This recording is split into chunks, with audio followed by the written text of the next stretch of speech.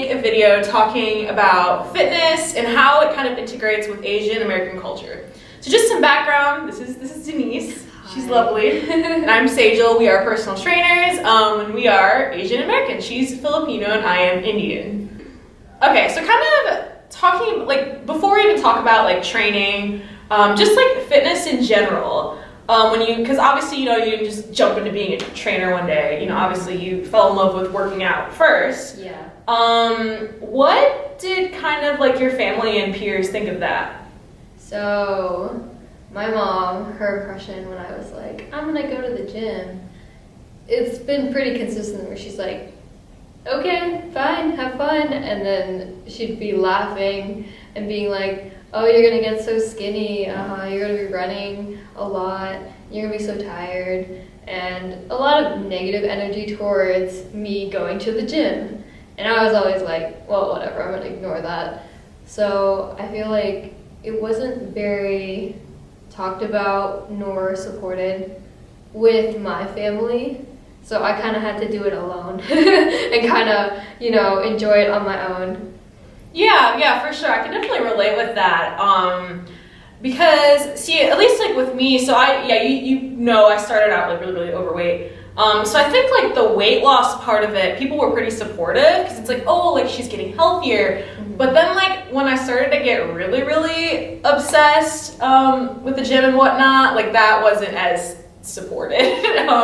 Getting healthier, yes, but then like my mom just thought, I was way too obsessed with the gym and how I look, and like she didn't really understand, where my passion was coming from and all that.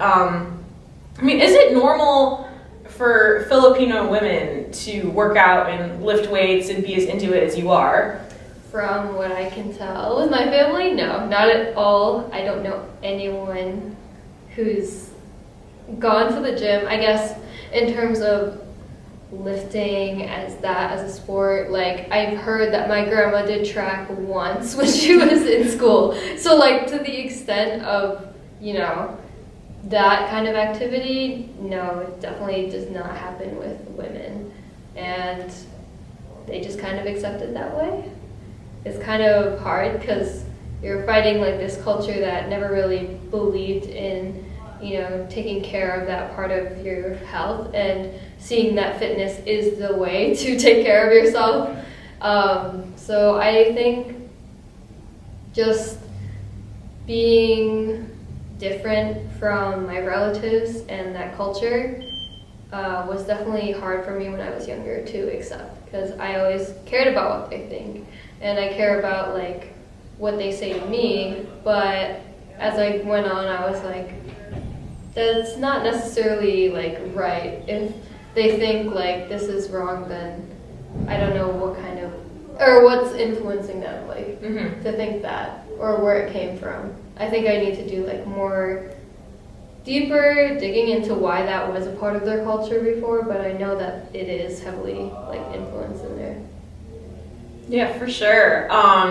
So it's kind of similar with Indian culture. Like, it's not normal in India to see women, lifting heavy weights and all of that. And, like, I've got so many messages from like people like in India saying like, there's nobody here doing what you're doing. Mm-hmm. So kind of bouncing off of that, I feel like, especially on like social media, there's not that much like Asian American representation in the fitness space. And that's kind of, it was always bothersome to me, which is kind of why I even made the Instagram account in the first place. There's not a whole lot of representation for us as opposed to Caucasian people. So kind of what did your family think when you were like, I'm gonna be a personal trainer? Tell me more about that. Well, from the beginning, they always had an idea of what they wanted me to be, and I guess that kind of, I kept that idea to stay in the medical field. So at first I wanted to be an eye doctor, and I was like, this seems cool, it's not too stressful. And then I realized like hard sciences, it's not my thing. It's really not my thing. I'm not that passionate. I can't, memorize all of the periodic table. But what I did like, what made me happy, was learning about health and wellness, fitness, working out, eating well, And that has actually been with me since I was really young. So that was something I didn't realize I could do as a job. And my parents, obviously, for some reason, they always have this like one way is right, one track mind with your job. You have to make money, and they have ideas that you can't make money in these certain fields and stuff like that.